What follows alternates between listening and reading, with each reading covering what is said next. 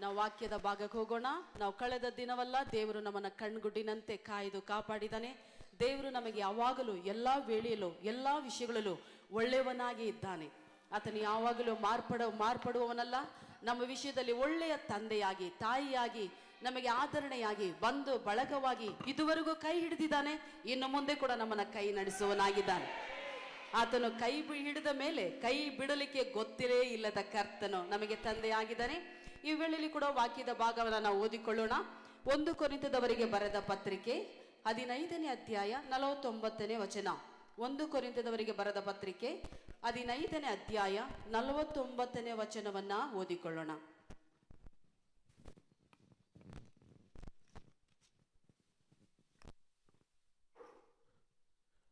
ನಾವು ಮಣ್ಣಿನಿಂದ ಹುಟ್ಟಿದವನ ಸಾರೂಪ್ಯವನ್ನು ಧರಿಸಿಕೊಂಡಿರುವ ಪ್ರಕಾರ ಪರಲೋಕದಿಂದ ಬಂದಾತನ ಸಾರೂಪ್ಯವನ್ನು ಧರಿಸಿಕೊಳ್ಳಬೇಕು.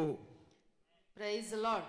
ನಾವು ಮಣ್ಣಿನಿಂದ ಹುಟ್ಟಿದವನ ಸಾರೂಪ್ಯವನ್ನು ಧರಿಸಿಕೊಂಡಿರುವ ಪ್ರಕಾರ ಪರಲೋಕದಿಂದ ಬಂದಾತನ ಸಾರೂಪ್ಯವನ್ನು ಧರಿಸಿಕೊಳ್ಳಬೇಕು. ಈ ದಿನದಲ್ಲಿ ಕೂಡ ಕ್ರಿಸ್ತನ ಸಾರೂಪ್ಯ. ನಾವು ಮಣ್ಣಿನ ಸಾರೂಪ್ಯ ಉಳ್ಳವರಾಗಿದ್ವಿ.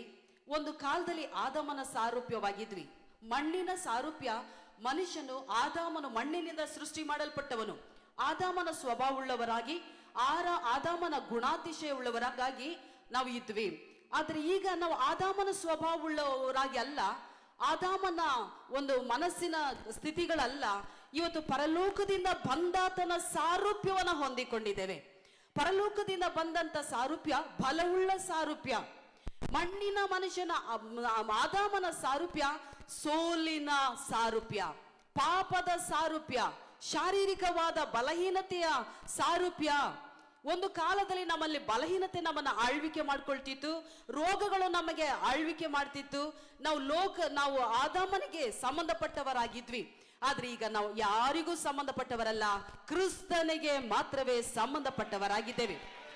ಪಾಪಕ್ಕೆ ಸಂಬಂಧಪಟ್ಟಿಲ್ಲ, ನಾವು ನೀತಿಗೆ ಸಂಬಂಧಪಟ್ಟವರಾಗಿದ್ದೇವೆ. ನಾವು ಶಾಪಕ್ಕೆ ಸಂಬಂಧಪಟ್ಟವರಾಗಿದ್ವಿ, ಈಗ ಶಾಪಕ್ಕೆ ಸಂಬಂಧಪಟ್ಟವರಲ್ಲ, ಬಿಡುಗಡೆಗೆ ಸಂಬಂಧಪಟ್ಟವರಾಗಿದ್ವಿ. ರೋಗಕ್ಕೆ ಸಂಬಂಧಪಟ್ಟಿದ್ವಿ, ಈಗ ರೋಗಕ್ಕೆ ಸಂಬಂಧಪಟ್ಟಿಲ್ಲ, ಕ್ರಿಸ್ತನ ಆರೋಗ್ಯಕ್ಕೆ, ಪರಲೋಕದ ಆರೋಗ್ಯಕ್ಕೆ, ಶಾಶ್ವತವಾದ ಆರೋಗ್ಯಕ್ಕೆ ಸಂಬಂಧಪಟ್ಟವರಾಗಿದ್ವಿ. ಒಂದು ದಿನ ಕಣ್ಣೀರಲ್ಲಿ ಇದ್ವಿ, ಈಗ ಕಣ್ಣೀರಿಗೆ ಸಂಬಂಧಪಟ್ಟವರಲ್ಲ, ಕ್ರಿಸ್ತನ ಹರ್ಷಕ್ಕೂ ಜಯಘೋಷಕ್ಕೂ ನಾವು ಸಂಬಂಧಪಟ್ಟವರಾಗಿದ್ವಿ. ಸೋಲಿಗೆ ಸಂಬಂಧಪಟ್ಟವರಾಗಿದ್ವಿ, ಈಗ ಕ್ರಿಸ್ತನ ಕಲ್ವಾರಿ ಶಿಲುಬೆಯಲ್ಲಿ ನೇಮಿಸಿ ಮಾಡಿಡಲ್ಪಟ್ಟ ಶಾಶ್ವತವಾದ ಜಯಕ್ಕೆ ಸಂಬಂಧಪಟ್ಟವರಾಗಿದ್ದೇವೆ. ಈ ಲೋಕದಲ್ಲಿ ಇದ್ರೂ ಕೂಡ ಲೋಕಕ್ಕೆ ಸಂಬಂಧಪಟ್ಟವರಲ್ಲ, ನಾವು ಪರಿಪೂರ್ಣವಾಗಿರುವ ಕ್ರಿಸ್ತನಿಗೆ ನಾವು ಸಂಬಂಧಪಟ್ಟವರಾಗಿದ್ದೇವೆ. ಇವಾಗ ಕಣ್ಣೀರು ನಮ್ಮ ಜೀವಿತದಲ್ಲಿ ಇರಬಹುದು, ಗೋಳಾಟಗಳಿರಬಹುದು, ದುಃಖವೆಂಬುದು ಇರುವುದು. ಆದ್ರೂ ಕೂಡ ಇವು ಯಾವ ನಮ್ಮೊಳಗಿರುವ ಜಯಕರವಾಗಿ ಇರುವ ಕ್ರಿಸ್ತನನ್ನ ಹೊರಗಾಕಲಿಕ್ಕೆ, ನಮ್ಮನ್ನ ಬೀಳಿಸಲಿಕ್ಕೆ, ನಮ್ಮನ್ನ ಕೆಡವಲಿಕ್ಕೆ, ನಮ್ಮನ್ನ ಸೋಲಿಸಲಿಕ್ಕೆ ಸಾಧ್ಯವಿಲ್ಲ. ಪರಿಸ್ಥಿತಿಗಳು ಎದುರಾಗಬಹುದು, ನಮಗಂತೂ ಕ್ರೈಸ್ತರಿಗೆ ಯಾವಾಗಲೂ ಸೋಲು ಇಲ್ಲವಿಲ್ಲ. ನಾವು ಜಯಶಾಲಿಗಳಾಗಿದೆ. ಕಾರಣ ನಮ್ಮನ್ನು ಪ್ರೀತಿಸಿದ ಆತನ ಮೂಲಕವಾಗಿ ಈ ಎಲ್ಲಾ ವಿಷಯಗಳಲ್ಲಿ ಪರಿಪೂರ್ಣವಾದ ಸಂಪೂರ್ಣವಾದ ಜಯಶಾಲಿಗಳಾಗಿದ್ದೇವೆ. ಸೋಲು ಎಂಬುದಾಗಿ ನಮಗೆ ನೇಮಿಸಲ್ಪಟ್ಟೇ ಇಲ್ಲ. ಯಾವಾಗಲೂ ಜಯಶಾಲಿಗಿಂತ ಹೆಚ್ಚಿನವರು. ಕ್ರಿಸ್ತನ ಶಿಲುಬೆಯಲ್ಲಿ ಎಲ್ಲವನ್ನ ಜಯಿಸಿದ್ದಾನೆ, ನಮ್ಮ ಕಣ್ಣೀರುಗಳನ್ನ ಜಯಿಸಿದ್ದಾನೆ. ಆತನು ಬಾಧೆ ಪಟ್ಟಿದ್ದು ನಾವು ಸಂತೋಷವಾಗಿ ಇರಬೇಕೆಂಬುದಾಗಿ, ಆತನು ಬಾಧೆ ಪಟ್ಟಿದ್ದು ನಾವು ನೆಮ್ಮದಿಯಾಗಿರಬೇಕೆಂಬುದಾಗಿ. ಆತನಿಗೆ ಬಾಧೆ, ಆತನು ಪಾಪ ಮಾಡಿ ಬಾಧೆ ಪಡಲಿಲ್ಲ, ಆತನ ನಮಗೋಸ್ಕರ ಬಾಧೆ ಪಟ್ಟ, ನಮ್ಮ ಕಣ್ಣೀರಿಗೋಸ್ಕರ ಆತನ ಬಾಧೆ ಪಟ್ಟ. ಇವತ್ತು ನಾವು ನೆಮ್ಮದಿಯಾಗಿರ್ಲಿಕ್ಕೆ ಮಾರ್ಗವಾಯಿತು. ಆತನ ಬಾಧೆ ನಮಗೆ ಸೌಖ್ಯಗಳನ್ನು ಕೊಂಡು ಬಂದಿದೆ. ಕ್ರಿಸ್ತನ ಬಾಧೆ ನಮಗೆ ಬಿಡುಗಡೆಯನ್ನು ಕೊಂಡು ಬಂದಿದೆ. ಕ್ರಿಸ್ತನ ಬಾಧೆ ನಮಗೆ ಆರೋಗ್ಯವನ್ನು ಕೊಂಡು ಬಂದಿದೆ. ಕ್ರಿಸ್ತನ ಬಾಧೆ ನಮಗೆ ಬಾಧೆಯಾಗಿ ಪರಿವರ್ತನೆಯಾಗಿಲ್ಲ, ಬಿಡುಗಡೆಯಾಗಿ ಪರಿವರ್ತನೆಯಾಗಿದೆ. ಕ್ರಿಸ್ತನ ಬಾಧೆ ನಮಗೆ ಐಶ್ವರ್ಯವನ್ನು ಕೊಂಡು ಬಂದಿದೆ. ಕ್ರಿಸ್ತನ ಬಾಧೆ ನಮಗೆ ಸಂಪತ್ತುಗಳನ್ನು ಕೊಂಡು ಬಂದಿದೆ. ಕ್ರಿಸ್ತನ ಬಾಧೆ ನಮ್ಮ ಪಾಪಗಳ ಪರಿಹಾರವಾಗಿ ಮಾಡಲ್ಪಟ್ಟಿದೆ. ಕ್ರಿಸ್ತನ ಬಾಧೆ ಇವತ್ತು ನಮ್ಮನ್ನ ಜಯ ಕ್ರೈಸ್ತರಾಗಿ ಮಾಡಲ್ಪಟ್ಟಿದೆ. ಕ್ರಿಸ್ತನ ಬಾಧೆ ಪಟ್ಟು ಹಾಗೆ ನಾಶವಾಗಲಿಲ್ಲ, ಆತನು ಜಯಿಸಲ್ಪಟ್ಟವನಾಗಿದ್ದಾನೆ. ಯೇಸು ಕ್ರಿಸ್ತನು ಅಭಿಷೇಕ ಕರ್ತನು ಅಧಿಕಾರಿಯಾಗಿದ್ದಾನೆ, ಅರಸನಾಗಿದ್ದಾನೆ, ತಿರುಗಿ ಬರುವವನಾಗಿದ್ದಾನೆ, ಆಳ್ವಿಕೆಗಾರನಾಗಿದ್ದಾನೆ. ಆತನನ್ನ ಮರಣವು ಮುಚ್ಚಿಡಲಿಕ್ಕೆ ಸಾಧ್ಯವಿಲ್ಲ. ಯಾವ ಬಂಧನವನ್ನ ಬಲಿಷ್ಠ ಕಾರ್ಯಗಳು ಅವನನ್ನ ಬಂಧಿಸಲಿಕ್ಕೆ ಸಾಧ್ಯವಾಗಲಿಲ್ಲ. ಯೇಸು ಕ್ರಿಸ್ತನ ಪುನರುತ್ಥಾನದ ಶಕ್ತಿಯು ಈ ಬೆಳಗಿನ ವೇಳೆಯಲ್ಲಿ ಕೂಡ ನಮ್ಮೆಲ್ಲರಲ್ಲೂ ವಾಸವಾಗಿದೆ. ಯೇಸುವಿನ ಪುನರುತ್ಥಾನದ ಶಕ್ತಿಯು ಬಲದೊಂದಿಗೂ ಜಯದೊಂದಿಗೂ ನಮ್ಮೊಳಗೆ ವಾಸವಾಗಿರುವುದರಿಂದ ನಾವು ಬೀಳತಕ್ಕವರೇ ಅಲ್ಲ. ಪರಿಸ್ಥಿತಿಗಳು ಮೋಸವಾಗಿರಬಹುದು, ಕಷ್ಟದ ಕಣ್ಣೀರಿನ ಹಾದಿಗಳಲ್ಲಿ ನಾವು ಹೋಗ್ತಿರಬಹುದು, ಇವು ಯಾವ ನಮ್ಮನ್ನ ನಾಶ ಮಾಡಲಿಕ್ಕೆ ಸಾಧ್ಯವಿಲ್ಲ. ಯಾಕೆಂದ್ರೆ ಕ್ರಿಸ್ತನು ಜಯಿಸಿರುವ ಎಲ್ಲ ಸಂಪೂರ್ಣವಾದ ಜಯವು ನಮ್ಮೊಳಗೆ ಶಾಶ್ವತವಾಗಿ ವಾಸ ಮಾಡುತ್ತಾ ಇದೆ. ಯೋಸೇಫನನ್ನ ದೇವರು ಕರೆದ, ಪ್ರಾರಂಭದಲ್ಲಿ ದರ್ಶನ ಕೊಟ್ಟವನ ಕರೆದ, ಅವನ ಕರೆ ಅವನ ಮೇಲಿದ್ದರಿಂದ ಅವನಿಗೆ ಉಪದ್ರವಗಳು ಬಂತು, ಕಣ್ಣೀರು ಬಂತು, ಹೋರಾಟ ಬಂತು. ಅವನ ಸ್ವಂತ ಅಣ್ಣಂದಿರೆ ಅವನನ್ನ ಮಾರಿಬಿಟ್ರು, ಗುಂಡಿಯಲ್ಲಿ ಹಾಕಿದ್ರು. ಜೀವನ ಇನ್ನ ಇಲ್ಲ ಅಷ್ಟೇ ಎಂಬುದಾಗಿ ನೆನೆಸ್ಕೊಂಡ. ಆದರೂ ಕೂಡ ದರ್ಶನವನ್ನ ಕರ್ತನು ಅವನಿಗೆ ಕೊಟ್ಟುದರಿಂದ, ದೇವರು ಅವನನ್ನ ಕರೆದದ್ದರಿಂದ, ಸೆರೆಮನೆಯಲ್ಲಿ ಹಾಕಿದ್ರು ಕೂಡ, ಪರಿಸ್ಥಿತಿಗಳು ಮೋಸವಾಗಿದ್ರು ಕೂಡ ಅವನು ನೇರ ಅರಮನೆಗೆ ಹೋದ. ಇವತ್ತು ಪರಿಸ್ಥಿತಿ ಸರಿ ಇಲ್ಲದಿರಬಹುದು, ಕಣ್ಣೀರಲ್ಲಿ ಇರಬಹುದು, ಯಾರು ಕೈ ಹಿಡಿಯುವವರೆಲ್ಲ ಮಾರ್ಗ ತಪ್ಪಿ ಹೋಗ್ತಿದ್ದೇವೆ ಎಂಬುದು ಹೇಳಿರಬಹುದು. ಆದರೆ ಕ್ರಿಸ್ತನ ಬಾಧೆಯನ್ನು ಅನುಭವಿಸಿದ್ದರಿಂದ ದೇವರು ಹೇಳ್ತಾನೆ, ನಾನೇ ಮಾರ್ಗವು ಸತ್ಯವು ಜೀವವೂ ಆಗಿದ್ದೇನೆ. ನಮ್ಮನ್ನ ಮಾರ್ಗ ನಡೆಸುವುದಕ್ಕಾಗಿ ಆತನ ಬಾಧೆ ಪಟ್ಟ. ಆತನು ನಮ್ಮನ್ನ ಬಾಧೆ ಪಟ್ಟದರಿಂದ ಆತನ ಪರಿಪೂರ್ಣವಾದ ಬಲವನ್ನ ನಮ್ಮೊಳಗೆ, ಮಣ್ಣಿನ ಘಟಕಗಳಾದ ನಮ್ಮೊಳಗಿಟ್ಟಿದ್ದಾನೆ. ನಾವು ಬಲಹೀನರಲ್ಲ, ಕ್ರಿಸ್ತನಲ್ಲಿ ನಾವು ಇರೋದ್ರಿಂದ ಎಲ್ಲದರಲ್ಲೂ ಫಲವನ್ನ ಕೊಟ್ಟಿದ್ದಾನೆ. ನಾವು ನೆನೆಸ್ಕೊಳ್ಬಹುದು, ನಾನು ಬಲಹೀನತೆ, ನನ್ನ ಕೈಯಲ್ಲಿ ಏನು ಆಗೋದಿಲ್ಲ ಎಂಬುದಾಗಿ ನೆನೆಸಬಹುದು. ಸೈತಾನ್ ಹೇಳ್ಬೋದು, ಇನ್ನು ಮುಂದೆ ನೀವು ಸೋಲಿಸಲ್ಪಟ್ಟೆ, ನೀನು ಕೈ ಬಿಡಲ್ಪಟ್ಟೆ, ನೀನು ಒಂಟಿಯೇ, ತಳ್ಳಲ್ಪಟ್ಟೆ, ನಿರಾಕರಿಸಲ್ಪಟ್ಟೆ. ಇಲ್ಲ, ಕ್ರಿಸ್ತನ ಬಾಧೆ ಪಟ್ಟಿದ್ದು ನಮ್ಮನ್ನ ಎಲ್ಲರೂ ಬಲವುಳ್ಳವರಾಗಿ ನಿಲ್ಲಿಸುವುದಕ್ಕಾಗಿ, ಕ್ರಿಸ್ತನ ಪುನರುತ್ಥಾನದ ಬಲದಲ್ಲಿ ನಾವು ನಡೆಯುವುದಕ್ಕಾಗಿ, ಜೀವಿಸುವುದಕ್ಕಾಗಿ ಆತನ ಪರಿಪೂರ್ಣವಾದ ಬಲ ನಮ್ಮೊಳಗೆ ಅಡಕವಾಗಿದೆ. ಈ ಬಲ ಇರೋದ್ರಿಂದ ಯಾವುದು ಕೂಡ ನಮ್ಮನ್ನ ಸೋಲಿಸಲಿಕ್ಕೆ ಸಾಧ್ಯವಿಲ್ಲ. ಗೊಲಿಯಾತನನ್ನ ನೋಡಿ ದಾವೀದನು ಹೆದರಿ ಓಡಲಿಲ್ಲ. ಗೊಲಿಯಾತನನ್ನು ನೋಡಿ ಓಡಿ ಹೋಗಿ ಪ್ರಾರ್ಥನೆಗೆ ಅವನು ಕೂತ್ಕೊಳ್ಳಿಲ್ಲ. ಅವನಲ್ಲಿದ್ದ ಪುನರುತ್ಥಾನದ ಶಕ್ತಿಯ ಬಲ, ಅವನ ನೋಡ್ಲಿಕ್ಕೆ ಚಿಕ್ಕದಾಗಿದ್ರು ಕೂಡ ಅವನೊಳಗಿದ್ದಂತ ಬಲ ಪರಲೋಕದ ಬಲವಾಗಿತ್ತು. ಎಲ್ಲ ಸೆರೆಗಳನ್ನ ಸೆರೆ ಹಿಡಿದಂತ ಯೇಸು ಕ್ರಿಸ್ತನ ಮರಣವನ್ನ ಜಯಿಸಿದಂತ ಬಲದೊಂದಿಗೆ ಅವನ ಮುಂದೆ ಹೋದ, ಶತ್ರುವನ್ನ ನಾಶ ಮಾಡ್ದ. ಇವತ್ತು ನನ್ನನ್ನು ಕೇಳುವ ಪ್ರಿಯ ದೇವ ಸಭೆಯೇ, ಯಾವ ವ್ಯಾಧಿಯಲ್ಲಿ, ಹೋರಾಟಗಳಲ್ಲಿ ಯಾವುದು ನಿಮ್ಮನ್ನ ಹಿಡಿಕೊಂಡಿದೆಯೋ, ನಿಮಗೆ ವಿರೋಧವಾಗಿ ಬರ್ತಿದೆಯೋ, ಆದ್ರೂ ಕೂಡ ಜಯ ನಿನಗೆ. ಯಾಕಂದ್ರೆ ಕರ್ತನು ನಮ್ಮೊಳಗೆ ಜಯ ಕ್ರಿಸ್ತನು ಜಯದೊಂದಿಗೆ ವಾಸ ಮಾಡ್ತಿರೋದ್ರಿಂದ, ಆತನ ನಮ್ಮಲ್ಲಿ ಇರೋದ್ರಿಂದ ಒಂದೇ ಒಂದು ಕಲ್ಲಿನಲ್ಲಿ ಗೊಲಿಯಾತನು ಸರ್ವನಾಶದ.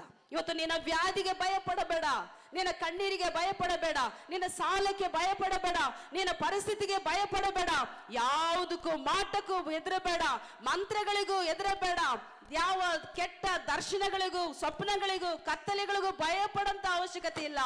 ಯಾಕೆಂದರೆ ಪರಲೋಕದ ಉನ್ನತವಾದ ಕಲ್ವಾರಿ ಶಿಲುಬೆಲಿ ರಕ್ತವನ್ನ ಸುರಿಸಿ ಕೊಂಡುಕೊಂಡು ನಮ್ಮೊಳಗೆ ಕೊಡಲ್ಪಟ್ಟಿರುವ ಬಲ ದೈವಿಕವಾದ ಬಲ.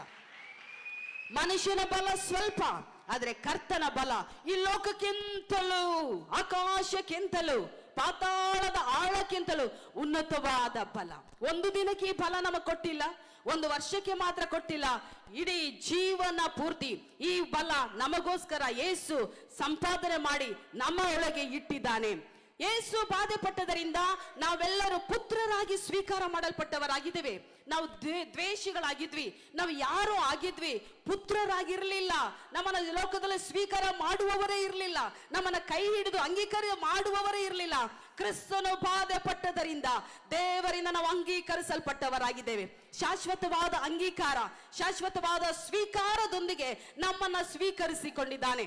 ದಾರಿ ತಪ್ಪಿದ ಮಗ ಅವನು ಎಷ್ಟೇ ದೂರ ಹೋದ್ರೂ ಕೂಡ ಮತ್ತೆ ಅವನು ಬಳಿಗೆ ತಂದೆಯ ಮನೆಗೆ ಬರುವಾಗ ತಂದೆಗೆ ಒಂದು ಸಂತೋಷ, ಸಂಭ್ರಮ. ಅವನನ್ನ ಸಂತೋಷದಿಂದ ತನ್ನ ಮಗನಾಗಿ ಸ್ವೀಕರಿಸಿಕೊಂಡ. ನಾವು ಪಾಪದಲ್ಲಿ ಇದ್ವಿ, ದೂರ ಹೋಗಿದ್ದವರ ನಮ್ಮನ್ನ, ಪಾಪದಲ್ಲಿ ಕೈ ಬಿಡಲ್ಪಟ್ಟ ನಮ್ಮನ್ನ, ತಳ್ಳಲ್ಪಟ್ಟಾಗಿದ್ದ ನಮ್ಮನ್ನ, ದೇವರಿಗೂ ನಮಗೂ ಒಂದು ಗೋಡೆ ಮಧ್ಯದಲ್ಲಿ ಇದ್ದಂತ ಗೋಡೆಯನ್ನ ದೇವರಿಗೂ ನಮಗೂ ಮಧ್ಯದಲ್ಲಿ ತೆರೆ ಇದ್ದದನ್ನ ದೇವರು ಕಲ್ವಾರಿ ಶಿಲುಬೆಲಿ ಎರಡಾಗಿ ಅವನು ತೆರೆದಲ್ಪಟ್ಟ. ಎಲ್ಲ ಗೋಡೆಗಳನ್ನ ಮುರಿದು ಹಾಕಿದ. ದೇವರಿಗೂ ನಮಗೂ ಈಗ ದೂರ ಇಲ್ಲ. ನಾವು ದೇವರ ಸಮ್ಮುಖಕ್ಕೆ, ನಾವು ದೇವರಿಂದ ಸ್ವೀಕರಿಸಲ್ಪಟ್ಟವರಾಗಿದೆ. ಈ ಲೋಕದಲ್ಲಿ ನಮ್ಮನ್ನು ಸ್ವೀಕರಿಸುವವರೇ ಇರಲಿಲ್ಲ. ಕ್ರಿಸ್ತನು ತನ್ನ ರಕ್ತವನ್ನ ಕೊಟ್ಟು ಆತನು ಬಾಧೆ ಪಟ್ಟದರಿಂದ ನಾನು ನೀವುಗಳು ಪುತ್ರ ಪುತ್ರಿಗಳಾಗಿ ಸ್ವೀಕಾರ ಮಾಡಲ್ಪಟ್ಟಿದ್ದೇವೆ. ನಮ್ಮ ಜೀವಿತದಲ್ಲಿ ಸ್ವೀಕಾರ ಎಂಬುದಾಗಿ ಪವಿತ್ರಾತ್ಮನ ಮುದ್ರೆಯಿಂದ ಮುದ್ರಿಸಲ್ಪಟ್ಟವರಾಗಿದ್ದೇವೆ. ಮಾತ್ರವಲ್ಲ, ಈ ಲೋಕದಲ್ಲಿ ನಾವು ಸತ್ಕಾರ್ಯಗಳನ್ನು ಮಾಡುವುದಕ್ಕಾಗಿ ದೇವರು ನಮ್ಮನ್ನ ಆತನು ಬಾಧೆ ಪಟ್ಟದರಿಂದ ನಾವು ಸತ್ಕಾರ್ಯಗಳನ್ನ ಮಾಡುವರಾಗಿ ನಮ್ಮನ್ನ ಆಶೀರ್ವದಿಸಿದ್ದಾನೆ. ಈ ಲೋಕದಲ್ಲಿ ನಾವೆಲ್ಲರೂ ಒಂಟಿಯಾಗಿ ಇದ್ವಿ. ಯಾರೋ ಆಗಿದ್ದಾಗ, ಪಾಪದಲ್ಲಿ ಇದ್ದಾಗ ತಂದೆಯಾದ ದೇವರು ನಮ್ಮನ್ನ ನೋಡಿ ತನ್ನ ಏಕೈಕ ಕುಮಾರನಾಗಿರುವ ಯೇಸು ಕ್ರಿಸ್ತನನ್ನ ಈ ಲೋಕಕ್ಕೆ ಕಳಿಸಿಕೊಟ್ಟು ಸತ್ಕಾರ್ಯ ಮಾಡಿದ್ದಾನೆ. ಯೇಸು ಈ ಲೋಕಕ್ಕೆ ಬರದೆ ಹೋಗಿದ್ರೆ ನನಗೂ ನಿಮಗೂ ಬಿಡುಗಡೆ ಇರ್ತಿರ್ಲಿಲ್ಲ. ಯೇಸು ಕ್ರಿಸ್ತನ ಲೋಕಕ್ಕೆ ಬಾರದೆ ಹೋಗಿದ್ರೆ ನನಗೂ ನಿಮಗೂ ಪಾಪದಿಂದ ವಿಮೋಚನೆ ಇರ್ತಿರ್ಲಿಲ್ಲ, ಸಂತೋಷ ಇರ್ತಿರ್ಲಿಲ್ಲ. ನಿತ್ಯವಾದ ಮರಣಕ್ಕೆ ಹೋಗ್ಬೇಕಾಗಿತ್ತು, ನಿತ್ಯವಾದ ನಾಶನಕ್ಕೆ ಹೋಗ್ಬೇಕಾಗಿತ್ತು, ನಿತ್ಯವಾದ ಕಾಯಿಲೆಗಳಲ್ಲಿ ಬಲಹೀನತೆಗಳಲ್ಲಿ ಸಾಯಬೇಕಾಯಿತು. ಸಾಯಬೇಕಾದ ನಮ್ಮವ್ರನ್ನ ಬದುಕಿಸುವುದಕ್ಕಾಗಿ ಪರಲೋಕವನ್ನ ತ್ಯಜಿಸಿ ತಂದೆಯಾದ ದೇವರು ನಮ್ಮೆಲ್ಲರನ್ನ ಪ್ರೀತಿ ಮಾಡಿ, ಈ ಲೋಕವನ್ನ ಎಷ್ಟೋ ಹೆಚ್ಚಾಗಿ ಪ್ರೀತಿ ಮಾಡಿ ತನಗಿದ್ದಂತ ಒಬ್ಬನೇ ಕುಮಾರನನ್ನ, ಒಬ್ಬನೇ ಮಗನನ್ನ ಕಳಿಸಿಕೊಟ್ಟು ದೇವರು ನಮಗೆ ಸತ್ಕಾರ ಮಾಡಿದ್ದಾನೆ. ಈ ಸತ್ಕಾರದ ಸೇವೆಯನ್ನ ನಮಗಳಿಗೆ ಕೊಟ್ಟಿದ್ದಾನೆ. ನಾವು ಸತ್ಕಾರ್ಯವನ್ನು ಮಾಡ್ಕೊಂಡಿದ್ದೇವೆ, ಉಪಕಾರವನ್ನ ಹೊಂದಿದ್ದೇವೆ. ನಾವು ಮತ್ತೊಬ್ಬರಿಗೆ ಸತ್ಕಾರವನ್ನ, ನಾವು ಹೊಂದಿಕೊಂಡದನ್ನ ಮತ್ತೊಬ್ಬರಿಗೆ ಕೊಡುವವರಾಗಿದ್ದೇವೆ. ನಾವು ಹೊಂದಿಕೊಂಡದನ್ನ ನಾವೇ ಬಚ್ಚಿಟ್ಕೊಳ್ಳೋದಕ್ಕಲ್ಲ, ಇದನ್ನ ನಾವೇ ಇಟ್ಕೊಳ್ಳೋದಕ್ಕಲ್ಲ, ಮತ್ತೊಬ್ಬರಿಗೆ ಕೊಡುವವರಾಗಿ ಇದ್ದೇವೆ. ಯೇಸು ಕ್ರಿಸ್ತನ ನಮಗೆ ಕೊಡಲ್ಪಟ್ಟಿದ್ದಾನೆ ತಂದೆ. ಈಗ ಯೇಸುವನ್ನ ಮತ್ತೊಬ್ಬರಿಗೆ ಕೊಡುವ ಸತ್ಕಾರ್ಯವನ್ನ ಮಾಡುವುದಕ್ಕಾಗಿ ಕರೆಯಲ್ಪಟ್ಟು, ನೇಮಿಸಲ್ಪಟ್ಟು, ಅಭಿಷೇಕಿಸಲ್ಪಟ್ಟು, ಆಶೀರ್ವದಿಸಲ್ಪಟ್ಟವರಾಗಿದ್ದೇವೆ. ಮಾತ್ರವಲ್ಲ, ಲೋಕದಲ್ಲಿ ಯೇಸು ಬಾಧೆ ಪಟ್ಟದರಿಂದ ಯಾವ ಚಿಂತೆಯನ್ನು ಮಾಡದವರಾಗಿದ್ದೇವೆ. ನಮ್ಮ ಚಿಂತೆ ಮಾಡಿ ನಮ್ಮ ತಲೆ ಏನಾಗ್ತಿತ್ತು, ಈ ಚಿಂತೆಗಳನ್ನ ಯೇಸು ಬಾಧೆ ಪಟ್ಟದರಿಂದ ನಮ್ಮ ಎಲ್ಲಾ ಚಿಂತೆಗಳನ್ನ ಆತನು ಹೊತ್ತು ತೀರಿಸುವುದು ಮಾತ್ರವಲ್ಲ, ಅನುದಿನವೂ ನಮ್ಮ ಚಿಂತೆ ಭಾರಗಳನ್ನು ಹೊರುವ ಕರ್ತನಿಗೆ ಸ್ತೋತ್ರ ಎಂಬುದಾಗಿ ದಾವೀದನು ಹಾಡು ಹೇಳ್ತಾನೆ. ನಮ್ಮ ಅನುದಿನದ ಭಾರಗಳನ್ನ ಯಾರು ಹೊತ್ಕೊಳ್ಳಿಕ್ಕೆ ಸಾಧ್ಯವಿಲ್ಲ, ನಮ್ಮ ಭಾರಗಳನ್ನ ಯಾರು ಹೊರಲಿಕ್ಕೆ ಸಾಧ್ಯವಿಲ್ಲ. ಕರ್ತನಾದ ಯೇಸು ಕ್ರಿಸ್ತನು ಬಾಧೆ ಪಟ್ಟದರ ಮೂಲಕ ಶಾಶ್ವತವಾದ ನಮ್ಮ ಭಾರಗಳನ್ನ ಪರಿಹಾರ ಮಾಡಿದ್ದಾನೆ. ನಮ್ಮ ಜೀವಿತದಲ್ಲಿ ಎಷ್ಟೋ ಚಿಂತೆ ಭಾರಗಳೋಯ್ತು, ಈ ಚಿಂತೆಗಳು ಬಂತು, ಈ ಚಿಂತೆಯಲ್ಲಿ ನಾನು ನಿಜವಾಗ್ಲೂ ಇರಲ್ಲ, ನಮ್ಮ ಜೀವ ಏನಾಗ್ತದೋ, ನಮ್ಮ ಪ್ರಾಣ ಏನಾಗ್ತದೆ ಅಂತೇಳಿ ನೆನೆಸಿದುಂಟು. ಆದ್ರೂ ಚಿಂತೆ ನಮ್ಮನ್ನ ಏನು ಮಾಡಲಿಕ್ಕೆ ಕರ್ತನು ಬಿಡಲೇ ಇಲ್ಲ. ನಮ್ಮ ಚಿಂತೆಗಳನ್ನ ಕರ್ತನು ಹೊತ್ತುಕೊಳ್ಳುವನಾಗಿದ್ದಾನೆ. ನನ್ನನ್ನು ಕೇಳುವ ಪ್ರಿಯ ದೇವ ಸಭೆ, ಯಾವ ಚಿಂತೆಯಲ್ಲಿ ನೀನು ಮುಳುಗೋಗಿದ್ರು ಕೂಡ, ಚಿಂತೆ ಕೈ ಬಿಡಲ್ಪಟ್ಟು ಚಿಂತೆ ನನ್ನನ್ನ ನಾಶ ಪಡ್ತಿದೆ ಎಂಬುದಾಗಿ ನೀವು ನೆನೆಸಿ ಆದ್ರೂ ಕೂಡ ಚಿಂತೆಯಿಂದ ನೀನು ನಾಶವಾಗೋದಿಲ್ಲ. ಕರ್ತನು ನಮ್ಮೆಲ್ಲ ಚಿಂತೆ ಭಾರಗಳನ್ನ ಹೊತ್ತಿದ್ದಾನೆ. ಆತನು ಬಾಧೆ ಪಟ್ಟದರಿಂದ ಇವತ್ತು ನಾವು ನೆಮ್ಮದಿಯಾಗಿರ್ಲಿಕ್ಕೆ ನಮಗೆ ಮಾರ್ಗ ಉಂಟಾಗೈತಿ. ಮಾತ್ರವಲ್ಲ, ಆತನು ಬಾಧೆ ಪಟ್ಟದರಿಂದ ನಮ್ಮನ್ನು ನೇಮಿಸಲ್ಪಟ್ಟವರಾಗಿ ಕರೆಯಲ್ಪಟ್ಟವರಾಗಿದ್ದೇವೆ. ದೇವರು ನಮ್ಮನ್ನ ನೇಮಿಸಿದ್ದಾನೆ. ಏನಕ್ಕಾಗಿ ನೇಮಿಸಿದ್ದಾನೆ? ನಾವು ಫಲ ಕೊಡಬೇಕೆಂಬುದಾಗಿ ನೇಮಿಸಿದ್ದಾನೆ. ದೇವರ ರಾಜ್ಯವನ್ನ ಕಟ್ಟುವುದಕ್ಕಾಗಿ, ದೇವರ ರಾಜ್ಯದಲ್ಲಿ ಯೇಸುವನ್ನ ಕೊಡುವುದಕ್ಕಾಗಿ, ಯೇಸುವನ್ನ ಹಂಚುವುದಕ್ಕಾಗಿ, ಯೇಸುವನ್ನ ಜನರಿಗೆ ಸಾರಿ ಹೇಳುವುದಕ್ಕಾಗಿ, ದೇವರ ರಾಜ್ಯವನ್ನು ಮತ್ತೊಬ್ಬರಲ್ಲಿ ನಿರೂಪಿಸುವುದಕ್ಕಾಗಿ ನಾವು ನೇಮಿಸಲ್ಪಟ್ಟವರಾಗಿದ್ದೇವೆ. ನಾವು ಫಲ ಕೊಡಬೇಕು ಎಂಬುದಾಗಿ ನೇಮಿಸಲ್ಪಟ್ಟವರಾಗಿದ್ದೇವೆ. ನಾವು ಕೊಡುವ ಫಲ ನಿಲ್ಲಬೇಕು, ಇದಕ್ಕಾಗಿ ನೇಮಿಸಲ್ಪಟ್ಟಿದ್ದೇವೆ. ನಾವು ಕೊಡುವ ಫಲ ದೇವರಿಗೆ ಸಂತೋಷವಾಗಬೇಕು, ಅದಕ್ಕಾಗಿ ನೇಮಿಸಲ್ಪಟ್ಟಿದ್ದೇವೆ. ನಾವು ಕೊಡುವ ಫಲಗಳ ಮೂಲಕ ಯೇಸು ಕ್ರಿಸ್ತನ ನಾಮ ಮಹಿಮೆ ಹೊಂದುವುದಕ್ಕಾಗಿ ನಾವು ನೇಮಿಸಲ್ಪಟ್ಟವರಾಗಿದ್ದೇವೆ. ಈ ಲೋಕದಲ್ಲಿ ನಮ್ಮನ್ನು ಯಾರೂ ನೇಮಿಸಿಲ್ಲ. ಪರಲೋಕದ ತಂದೆ ನಮ್ಮನ್ನ ಈ ಲೋಕದಲ್ಲಿ ಫಲ ಕೊಡುವುದಕ್ಕಾಗಿ ನೇಮಿಸಿದ್ದಾನೆ. ಹಲ್ಲೆಲೂಯ. ಮಾತ್ರವಲ್ಲ, ತಂದೆಯಾದ ಯೇಸು ಕ್ರಿಸ್ತನು ಬಾಧೆ ಪಟ್ಟದರಿಂದ ನಮ್ಮೆಲ್ಲರಿಗೂ ಒಂದು ಪೂರ್ಣ ನಿಶ್ಚಯವನ್ನ ದೇವರು ಕೊಟ್ಟಿದ್ದಾನೆ, ಪೂರ್ಣ ಭರವಸೆಯನ್ನು ನಮಗೆ ಕೊಟ್ಟಿದ್ದಾರೆ. ಇವತ್ತು ನಮ್ಮ ಪಾಪಗಳು ಪರಿಹಾರವಾಗಿವೆ. ಕರ್ತನು ನಮಗಾಗಿ ಸತ್ತ, ಹೂಣಲ್ಪಟ್ಟ, ಮೂರನೇ ದಿನದಲ್ಲಿ ಮೃತ್ಯುಂಜಯನಾಗಿ ಎದ್ದಿದ್ದಾನೆ. ಅವತ್ತು ಮತ್ತೆ ಬಂದು ನಮ್ಮನ್ನ ಕರ್ಕೊಂಡು ಹೋಗ್ತಾನೆ ಅನ್ನೋ ಪೂರ್ಣ ನಿಶ್ಚಯವನ್ನ ದೇವರು ನಮಗೆ ಭರವಸೆನೆ ಕೊಟ್ಟಿದ್ದಾನೆ. ಭರವಸೆ ಇಲ್ಲದೆ ಇದ್ವಿ, ನಾವ್ ಏನಾಗ್ತೀವೋ ಸತ್ತ ಮೇಲೆ ನಮಗಿಷ್ಟೇ ಜೀವನ ಅನ್ಕೊಂಡಿದ್ವಿ, ನಮಗೆ ನರಕನ ಗ್ಯಾರಂಟಿ ಅನ್ಕೊಂಡಿದ್ವಿ. ಆ ಭರವಸೆನ ತೆಗೆದು ಪರಲೋಕದ ಭರವಸೆನ, ಪರಲೋಕದ ನಿಶ್ಚಯವನ್ನ ನಾವು ಕೊಟ್ಟಿದ್ದಾನೆ. ಇವತ್ತು ನಾವು ನಿಂತಿದ್ದೀವಿ, ನಿರ್ಮೂಲವಾಗದೆ, ನಾಶವಾಗದೆ ನಾವು ಇದ್ದೀವಿ ಅಂದ್ರೆ ಯೇಸು ಕ್ರಿಸ್ತನೇ ನಮಗೆ ಭರವಸೆಯಾಗಿದೆ. ನಮ್ಮ ಪೂರ್ಣ ಭರವಸೆ ಯೇಸುವೇ, ನಮ್ಮ ಪೂರ್ಣ ನಿಶ್ಚಯ ಕರ್ತನೇ ಆಗಿದ್ದಾನೆ. ಕರ್ತನು ಹೇಳಿದ್ದಾನೆ, ನಿನ್ನ ನಿರೀಕ್ಷೆ ನಿರರ್ಥಕವಾಗದು, ನಿನ್ನ ನಂಬಿದೆಯಲ್ಲ, ನಿನ್ನ ಭರವಸೆ ನಿರರ್ಥಕವಾಗದು, ಭಂಗವಾಗದು. ನನ್ನ ನಂಬಿದವ್ರು ನಾನು ಕೈ ಬಿಡುವುದೇ ಇಲ್ಲ. ಹೊಸ ಒಡಂಬಡಿಕೆಯ ಶುಭವಾರ್ತೆ, ಯುಗದ ಸಮಾಪ್ತಿವರೆಗೂ ನಾನು ಎಲ್ಲಾ ದಿವಸ ನಿಮ್ಮ ಸಂಗಡ ಇರ್ತೇನೆ, ಒಂದು ಕ್ಷಣನೂ ನಾನು ನಿಮ್ಮನ್ನ ಕೈ ಬಿಡೋದಿಲ್ಲ. ತಂದೆ ತಾಯಿ ನಿಮ್ಮನ್ನ ಕೈ ಬಿಟ್ರು ತೊರೆದ್ರು ನಾನು ಕೈ ಬಿಡುವುದೇ ಇಲ್ಲ. ಹಲ್ಲೆಲೂಯಾ. ನಮ್ಮನ್ನ ಕೈ ಬಿಡುವುದಿಲ್ಲ, ತೊರೆಯುವುದಿಲ್ಲ. ಆತ ನಮ್ಮನ್ನ ನೋಡಿಕೊಳ್ಳುವವನಾಗಿದ್ದಾನೆ. ಮಾತ್ರವಲ್ಲ, ಯೇಸು ಕ್ರಿಸ್ತನು ಬಾಧೆ ಪಟ್ಟದರಿಂದ ನಾವು ಧನ್ಯರಾಗಿ ನಮ್ಮನ್ನ ಮಾಡಿದ್ದಾನೆ. ಧನ್ಯರು. ಮೊದಲು ಶಾಪಗ್ರಸ್ತರಾಗಿದ್ವಿ, ಕೊರತೆಗಳಲ್ಲಿ ಇದ್ವಿ, ನಾವು ದರಿದ್ರಗಳಲ್ಲಿ ಇದ್ವಿ, ದುಃಖದಲ್ಲಿ ಇದ್ವಿ, ಯಾರ ಹತ್ರ ಆದ್ರೂ ಬೇಡಿ ತಿನ್ನತಕ್ಕವರಾಗಿದ್ವಿ. ಕ್ರಿಸ್ತನಲ್ಲಿ ನಮ್ಮೊಳಗೆ ಬಂದದರಿಂದ ಸಕಲ ಆಶೀರ್ವಾದಗಳೊಂದಿಗೆ ನಮ್ಮನ್ನ ಧನ್ಯರಾಗಿ ಮಾಡಿದ್ದಾನೆ. ಧನ್ಯರು ಮೀನ್ಸ್ ಅಂದ್ರೆ ಶುಭವು ಕೃಪೆಯು ನಮ್ಮನ್ನ ಹಿಂಬಾಲಿಸುವ ಜೀವಿತವಾಗಿದೆ. ಕ್ರಿಸ್ತನು ನಮಗೆ ಕುರುಬನಾಗಿರುವುದರಿಂದ ನಮ್ಮನ್ನ ಹಸಿರು ಹುಲ್ಲುಗಾವಲುಗಳಲ್ಲಿ ನಡೆಸುವನಾಗಿದ್ದಾನೆ. ಧನ್ಯರು. ಹೋಗುವಾಗಲೂ ನಮಗೆ ಶುಭ, ಬರುವಾಗಲೂ ಶುಭ. ದೇವರಿಂದ ನಾವು ಆಶೀರ್ವದಿಸಲ್ಪಟ್ಟವರಾಗಿದ್ದೇವೆ. ಸಕಲ ಆಶೀರ್ವಾದಗಳಿಂದ ನಮ್ಮನ್ನ ದೇವರು ಆಶೀರ್ವದಿಸಿದ್ದಾನೆ. ನಮ್ಮ ಜೀವಿತದಲ್ಲಿ ದೇವರು ನಮ್ಮನ್ನ ಹೇಗೆ ಆಶೀರ್ವದಿಸಿದ್ದಾನೆ ಕ್ರಿಸ್ತನಲ್ಲಂದ್ರೆ ಸ್ವಲ್ಪ ಸ್ವಲ್ಪವಾಗಿ ಅಲ್ಲ, ಒಂದೊಂದು ಚೂರಾಗಿ ನಮ್ಮನ್ನು ಆಶೀರ್ವದಿಸಿಲ್ಲ. ದೇವರು ತುಂಬಿ ತುಳುಕಿ ಹೊರಸೂಸುವಾಗೆ ದೇವರ ಆಶೀರ್ವಾದ. ಬರೀ 5 ರೊಟ್ಟಿ 2 ಮೀನನ್ನ 5,000 ಜನರಿಗೆ ದೇವರು ಹಂಚಿ ಇನ್ನು ಉಳಿಯುವ ಹಾಗೆ ಆಶೀರ್ವದಿಸಿದ. ಹಾಗಾದ್ರೆ ದೇವರ ಆಶೀರ್ವಾದ ಸ್ವಲ್ಪವಾಗಿ ಅಲ್ಲ. ದೇವರ ಆಶೀರ್ವಾದಕ್ಕೆ ಯಾವ ಲಿಮಿಟ್ ಇಲ್ಲ, ಅಳತೆ ಇಲ್ಲದಷ್ಟು ಆಶೀರ್ವಾದ. ದೇವರು ನಮ್ಮನ್ನ ಧನ್ಯರಾಗಿ ಮಾಡಿದ್ದಾನೆ. ಕ್ರಿಸ್ತನಲ್ಲಿ ನಾವು ಧನ್ಯರು, ದರಿದ್ರರಲ್ಲ, ಕೊರತೆಯುಳ್ಳವರಲ್ಲ, ಕಣ್ಣೀರಲ್ಲಿ ಇರುವವರಲ್ಲ. ನಾವು ದೇವರು ನಮ್ಮನ್ನ ಕ್ರಿಸ್ತನ ಸಕಲ ಐಶ್ವರ್ಯಗಳಿಂದ ನಮ್ಮನ್ನ ಆಶೀರ್ವದಿಸಿದ್ದಾನೆ. ಮಾತ್ರವಲ್ಲ, ಕ್ರಿಸ್ತನ ಬಾಧೆ ಪಟ್ಟದರಿಂದ ಇವತ್ತು ನಮ್ಮನ್ನ ಸಮೀಪಸ್ಥರಾಗಿ ಮಾಡಿಕೊಂಡಿದ್ದಾನೆ. ದೂರ ಇದ್ವಿ, ನಾವು ವೈರಿಗಳಾಗಿದ್ವಿ, ದ್ವೇಷಿಗಳಾಗಿದ್ವಿ ದೇವರಿಗೆ ನಾವು ಯಾರೋ ಆಗಿದ್ವಿ, ದೇವರಿಗೆ ನಾವು ಅನ್ಯ ಜನರಾಗಿದ್ವಿ. ಆತನ ಬಾಧೆ ಪಟ್ಟದರ ಮೂಲಕ ಇವತ್ತು ನಮ್ಮನ್ನ ಸಮೀಪಸ್ಥರಾಗಿ ಮಾಡಿಕೊಂಡಿದ್ದಾನೆ. ಇವಾಗ ನಮಗೂ ದೇವರಿಗೂ ಯಾವ ಅಂತರನೇ ಇಲ್ಲ, ಸಮೀಪಸ್ಥರಾಗಿ ದೇವರು ನಮ್ಮನ್ನ ಮಾಡ್ಕೊಂಡಿದ್ದಾನೆ. ಅದಕ್ಕಾಗಿ ದೇವರಿಗೆ ಸ್ತೋತ್ರ. ಮಾತ್ರವಲ್ಲ, ದೇವರು ಬಾಧೆ ಪಟ್ಟದರಿಂದ ನಮ್ಮನ್ನ ಆತನ ಬಾಧೆಯ ಮೂಲಕ ನಮ್ಮನ್ನ ದೇವರು ಕರೆದಿದ್ದಾನೆ. ನಮ್ಮೆಲ್ಲರ ಮೇಲೆ ಒಂದು ಕರೆಯುವಿಕೆ ಇದೆ, ಅದು ಪರಲೋಕದ ಕರೆ. ನಮ್ಮೆಲ್ಲರನ್ನ ಕರೆದಿದ್ದಾನೆ, ಉನ್ನತವಾದ ಕರೆ. ಈ ಕರೆ ಬದಲಾಗುವುದೇ ಇಲ್ಲ. ಒಂದು ಸಾರಿ ಲೋಕದಲ್ಲಿ ಒಂದು ತಂದೆ ತಾಯಿ ಹೊಟ್ಟೆಯಲ್ಲಿ ಹುಟ್ಟಿದ್ರು ಕೂಡ ಸಾಯುವವರೆಗೂ ನಮ್ಮ ತಂದೆ ತಾಯಿಗಳ ಹೆಸರನ್ನೇ ಹೇಳ್ತೀವಿ. ಹಾಗೆಯೇ ಯೇಸು ಕ್ರಿಸ್ತ ನಮ್ಮನ್ನ ಒಮ್ಮೆ ಕರೆದಿದ್ದಾನೆ, ಈ ಕರೆಯುವಿಕೆ ಬದಲಾಗುವುದೇ ಇಲ್ಲ. ಹಲ್ಲೆಲೂಯಾ. ಲೋಕದಲ್ಲಿ ನಮ್ಮನ್ನ ಕರೆಯುವವರು ಯಾರಿಲ್ಲ, ಸೇರಿಸಿಕೊಳ್ಳುವವರು ಯಾರು ಇಲ್ಲದೆ ಇರುವಾಗ್ಲೂ ಕೂಡ ಯೇಸು ನಮ್ಮನ್ನ ಕರೆಯುವುದಕ್ಕೆ ಪರಲೋಕವನ್ನ ತ್ಯಜಿಸಿ ಬಂದು ನಮ್ಮನ್ನ ಕರೆದ. ಹೆಸರಿಡಿದು ಕರೆದಿದ್ದಾನೆ. ಯಾವ ಕರೆದಿದ್ದಾನೆ? ತಾಯಿಯ ಹೊಟ್ಟೆಯಲ್ಲಿ ಕರೆದಿಲ್ಲ, ತಾಯಿಯ ಗರ್ಭದಲ್ಲಿ ಕರೆದಿಲ್ಲ. ಈ ಲೋಕಕ್ಕೆ ಅಸ್ಥಿವಾರ ಹಾಕೋದಕ್ಕೆ ಮುಂಚೆ, ಈ ಜಗತ್ತು ಉತ್ಪತ್ತಿ ಆಗೋದಕ್ಕೆ ಮುಂಚೆ ನಿಮ್ಮನ್ನ ಹೆಸರು ಹಿಡಿದು ಕರೆದಿದ್ದಾನೆ. ಹಲ್ಲೆಲೂಯಾ. ನಮ್ಮ ಹೆಸರುಗಳನ್ನು ಆತನ ಕೈನಲ್ಲಿರುವ ಗಾಯದಲ್ಲಿ ಬರಕೊಂಡಿದ್ದಾನೆ. ಆತನ ಹಸ್ತದಲ್ಲಿ ಚಿತ್ರಿಸಲ್ಪಟ್ಟಿದ್ದೇವೆ, ನಾನು ನೀವುಗಳೇ ಎಂಬುದಾಗಿ. ಹಾಗಾದ್ರೆ ನಾವೆಲ್ಲಿದ್ದೇವೆ? ಕ್ರಿಸ್ತನಿಂದ ಕರೆಯಲ್ಪಟ್ಟು ಆತನ ಗಾಯದೊಳಗೂ ಆತನ ಹಸ್ತದೊಳಗೆ ನಾವಿದ್ದೇವೆ. ದೇವರು ನಮ್ಮನ್ನ ಕರೆದಿದ್ದಾನೆ, ನಮ್ಮನ್ನ ಖಂಡಿತವಾಗ್ಲೂ ಕೈ ಬಿಡುವುದೇ ಅಲ್ಲ, ಕೊನೆಯವರೆಗೂ ನಡೆಸುತ್ತಾನೆ. ನಮ್ಮನ್ನ ಕರೆದಾತನು ನಂಬಿಗಸ್ತನು, ನಮ್ಮನ್ನ ಕರೆದಾತನು ನಂಬಲಿಕ್ಕೆ ಯೋಗ್ಯನಾಗಿದ್ದಾನೆ.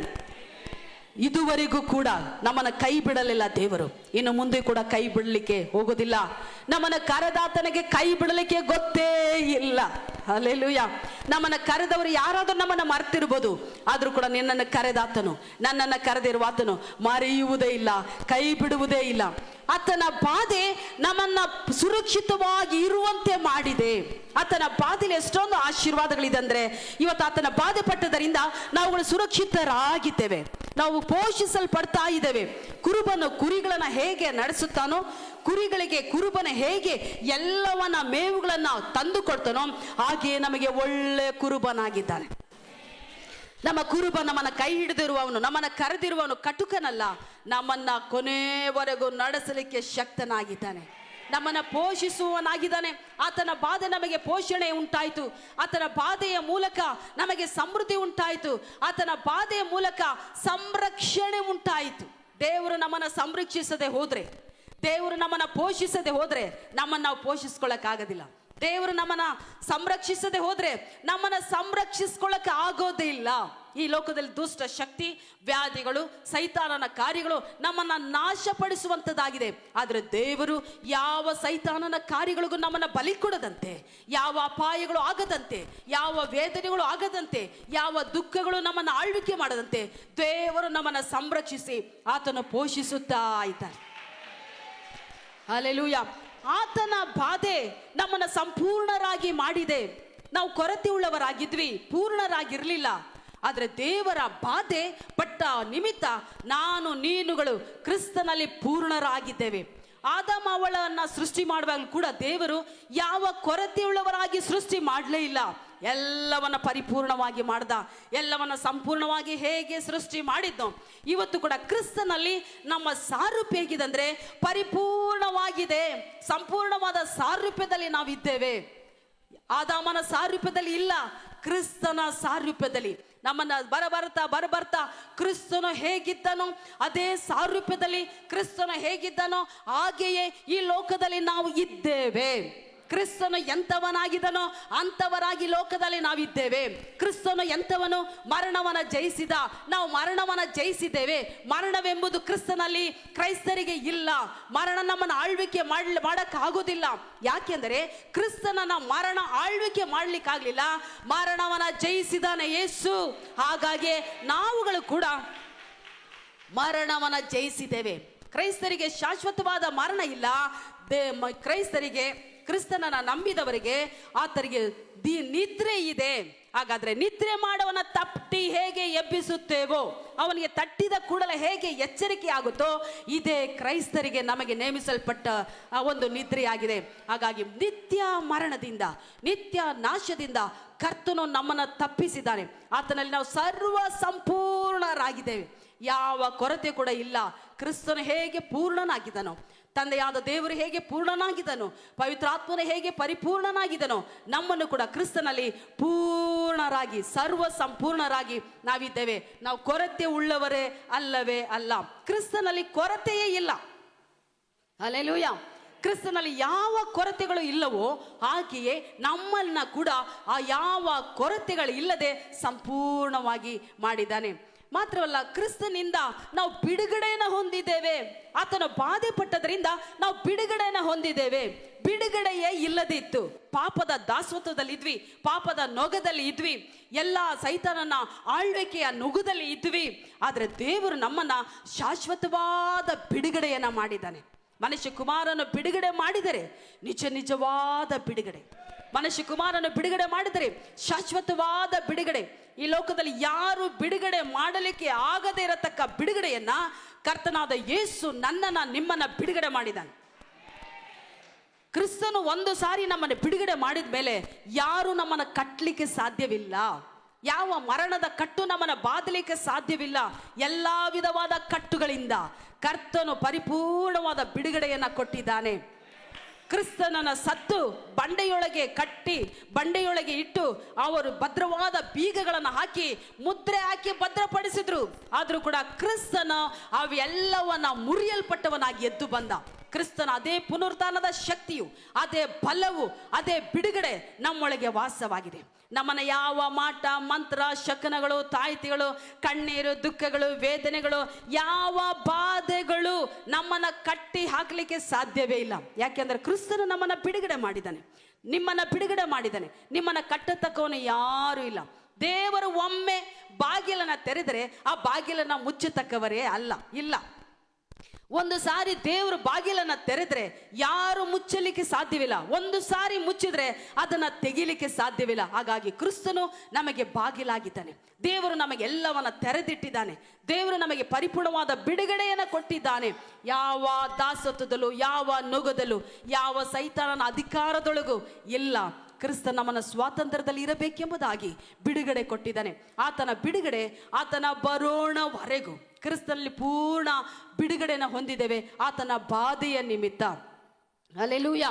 ಮಾತ್ರವಲ್ಲ, ಆತನ ಬಾಧೆಯ ನಿಮಿತ್ತ ದೇವರ ದಯೆಯನ್ನ ನಾವು ಹೊಂದಿದ್ದೇವೆ, ಸಮೃದ್ಧಿಯನ್ನ ಹೊಂದಿದ್ದೇವೆ. ಸಮೃದ್ಧಿ, ನಾವು ಕೊರತೆ ಉಳ್ಳವರಾಗಿದ್ವಿ, ನಮಗೆ ಯಾವ ಕೊರತೆಗಳು ಇರಬಾರದು ಎಂಬುದಾಗಿ ಯೇಸು ಬಾಧೆ ಪಟ್ಟು ಎಲ್ಲಾ ಕೊರತೆಗಳನ್ನ ನೀಗಿಸಿ ಸಮೃದ್ಧಿ ಉಳ್ಳವರಾಗಿ ಮಾರ್ಪಟ್ಟಿದ್ದಾನೆ. ಆತನ ಸಮೃದ್ಧಿ ತುಂಬಿ ತುಳುಕುವ ಸಮೃದ್ಧಿ, ಹೊರಸೂಸುವ ಸಮೃದ್ಧಿ. ದಾವೀದನು ಹೇಳ್ತಾನೆ, ನನ್ನ ಪಾತ್ರೆ ತುಂಬಿ ಹೊರಸೂಸುತ್ತದೆ. ಹಾಗಾದ್ರೆ ನಿನ್ನ ಪಾತ್ರೆಗಳು ಅಭಿಷೇಕದ ಪಾತ್ರೆ, ನಂಬಿಕೆಯ ಪಾತ್ರೆ, ಆತನ ಎಲ್ಲ ಆಶೀರ್ವಾದದ ಪಾತ್ರೆ, ಬಿಡುಗಡೆಯ ಪಾತ್ರೆ, ತುಂಬಿ ಹೊರಸೂಸುವ ಜೀವಿತವನ್ನ ದೇವರು ನಮಗೆ ಕೊಟ್ಟಿದ್ದಾನೆ. ಯಾವುದು ಕೊರತೆಯಾಗಿ ದೇವರು ನಮ್ಮನ್ನು ಸೃಷ್ಟಿಸಿಲ್ಲ, ಯಾವ ಕೊರತೆಯಲ್ಲಿ ನಮ್ಮನ್ನು ಕಟ್ಟಿ ಹಾಕಿಲ್ಲ, ಯಾವ ಬಾಧೆಯಲ್ಲೂ ನಮ್ಮನ್ನು ಕಟ್ಟಿ ಹಾಕಿಲ್ಲ, ಯಾವ ಉಪದ್ರವದಲ್ಲೂ ನಮ್ಮನ್ನು ಕಟ್ಟಿಲ್ಲ. ದೇವರು ನಮ್ಮನ್ನು ಸಮೃದ್ಧಿ ಪಡಿಸಿದ್ದಾನೆ. ಆತನ ಸಮೃದ್ಧಿಯನ್ನು ಮೀರತಕ್ಕ ಶಕ್ತಿ ಈ ಲೋಕದಲ್ಲಿ ಯಾವುದೂ ಇಲ್ಲ. ಆತನು ಹೇಗೆ ಸಮೃದ್ಧಿಯಾಗಿದ್ದನೋ, ಯಾವ ಕೊರತೆಗಳಿಲ್ಲದೆ ಐಶ್ವರ್ಯಗಳಲ್ಲೂ, ಸುಖಗಳಲ್ಲೂ, ಸೌಖ್ಯಗಳಲ್ಲೂ, ಬಿಡುಗಡೆಗಳಲ್ಲೂ, ಜಯಗಳಲ್ಲೂ ಹೇಗೆ ಸಮೃದ್ಧಿಯಾಗಿದ್ದಾನೋ ಅದೇ ಸಮೃದ್ಧಿಯೊಳಗೆ ನಮ್ಮಿಟ್ಟಿದ್ದಾನೆ.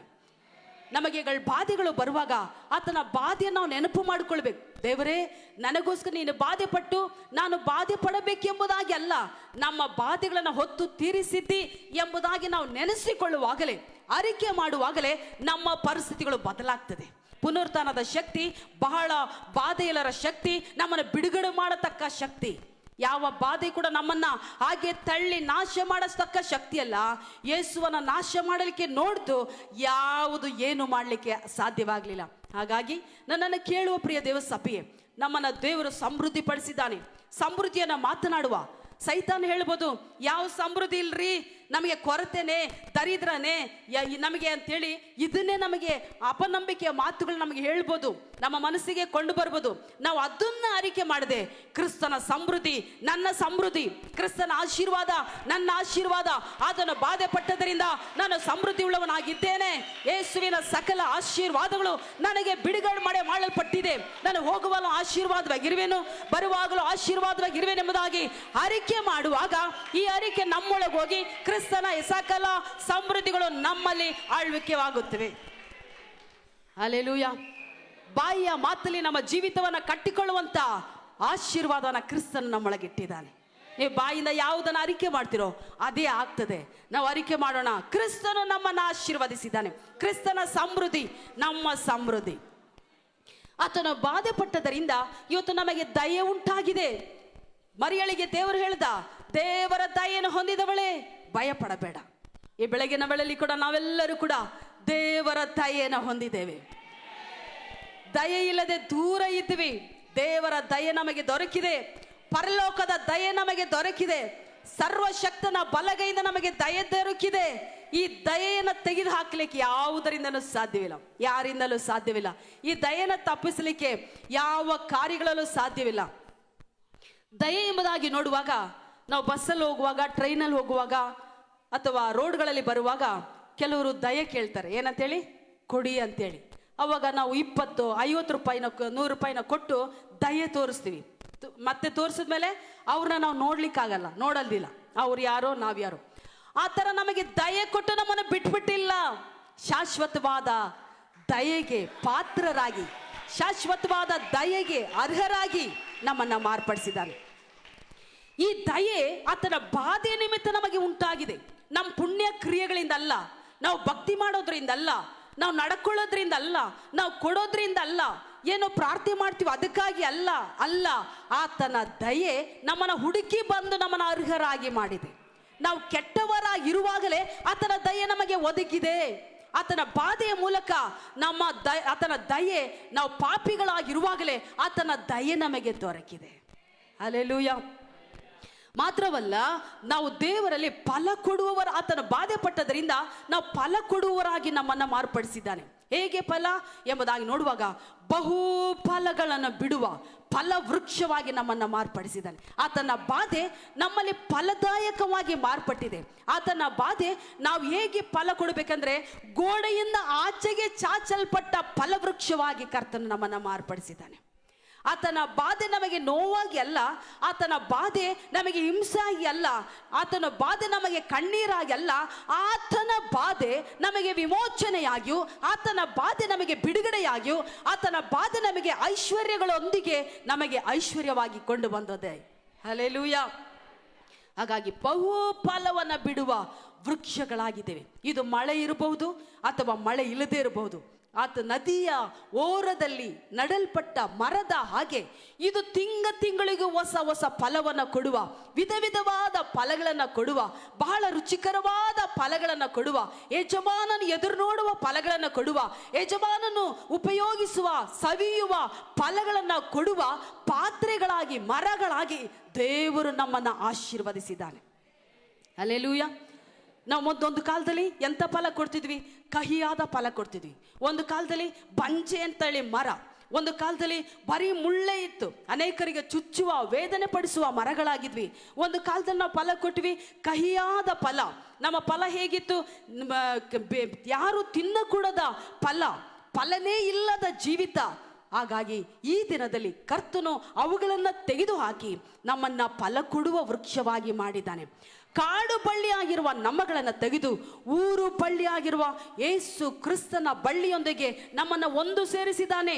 ಹೇಗೆ ಒಂದು ಸೇರಿಸಿದ್ದಾನೆ? ಆತನ ಗಾಯದೊಂದಿಗೆ ನಮ್ಮನ್ನು ಒಂದು ಸೇರಿಸಿದ್ದಾನೆ. ಹೇಗೆ ಒಂದು ಸೇರಿಸಿದ್ದಾನೆ? ಆತನ ರಕ್ತದ ಮೂಲಕ ನಮ್ಮನ್ನು ಒಂದು ಸೇರಿಸಿ ಈಗ ಊರ ಬಳ್ಳಿ ಎಂಬುದಾಗಿ ನಮ್ಮ ಗುರುತು. ಹಲ್ಲೆಲೂಯಾ.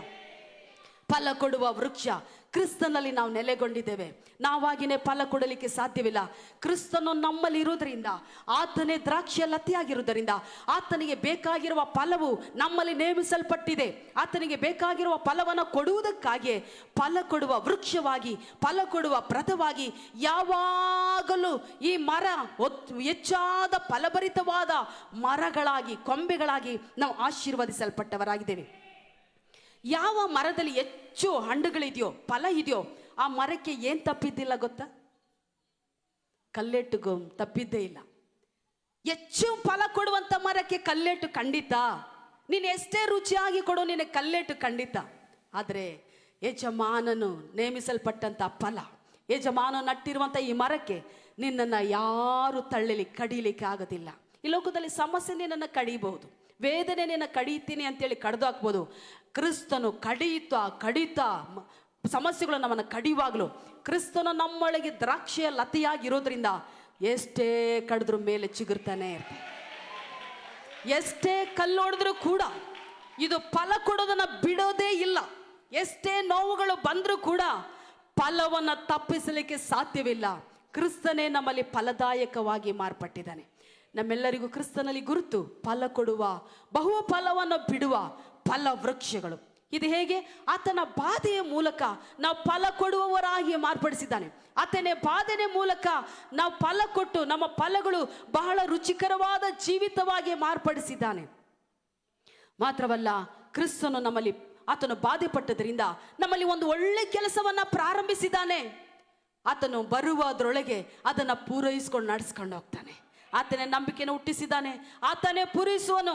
ನಂಬಿಕೆಯನ್ನು ಹಾಳು ಮಾಡಲಿಕ್ಕೆ ಹೋಗುವಂಥ ಕಾರ್ಯಗಳಿಂದ ಕರ್ತನು ನಿನ್ನನ್ನು ತಪ್ಪಿಸ್ತಾನೆ. ನಿನ್ನ ನಂಬಿಕೆ ಕ್ರಿಸ್ತನು ನಟ್ಟಿರುವಂಥದ್ದು. ನಮ್ಮ ನಂಬಿಕೆಯನ್ನು ಕ್ರಿಸ್ತನೇ ಪ್ರಾರಂಭಿಸಿರುವುದರಿಂದ ಆ ನಂಬಿಕೆಯನ್ನು ಯಾರು ಕೆಡಲಿಕ್ಕೆ ಸಾಧ್ಯವಿಲ್ಲ. ನಮ್ಮ ನಂಬಿಕೆ ಕರ್ತನಾದ ಯೇಸು ಕ್ರಿಸ್ತನೇ ಆಗಿದ್ದಾನೆ. ಈ ಭೂಲೋಕದಲ್ಲಿ ಯಾವುದ್ರ ಮೇಲೆ ನಂಬಿಕೆ ಇಟ್ಟರು ಕೂಡ ಎಲ್ಲ ಒಂದು ದಿನದಲ್ಲಿ ನಮ್ಮನ್ನು ಕೈ ಬಿಟ್ಟು ಹೋಗುವಂಥದ್ದಾಗಿದೆ. ಪರಿಸ್ಥಿತಿ ಕೈ ಬಿಡ್ತದೆ. ಹಣ ನಮ್ಮನ್ನು ಕೈ ಬಿಡ್ಬೋದು, ನಮ್ಮನ್ನು ಮದುವೆ ಮಾಡ್ಕೊಂಡವ್ರು ಕೈ ಬಿಡ್ಬೋದು, ನಮ್ಮನ್ನು ಹೆತ್ತವರು ಕೈ ಬಿಡ್ಬೋದು, ನಮ್ಮ ಮಕ್ಕಳು ನಮ್ಮನ್ನು ಕೈ ಬಿಡ್ಬೋದು, ನಮ್ಮ ಆರೋಗ್ಯ ನಮ್ಮನ್ನು ಕೈ ಬಿಡ್ಬೋದು. ಆದರೂ ಕೂಡ ನಮ್ಮಲ್ಲಿ ಪ್ರಾರಂಭಿಸಿದವನು, ನಂಬಿಕೆಯನ್ನು ಹುಟ್ಟಿಸಿರುವನು, ನಮ್ಮ ಸೃಷ್ಟಿ ಕರ್ತನು ಎಂದೆಂದಿಗೂ ಕೈ ಬಿಡುವವನೇ ಅಲ್ಲ.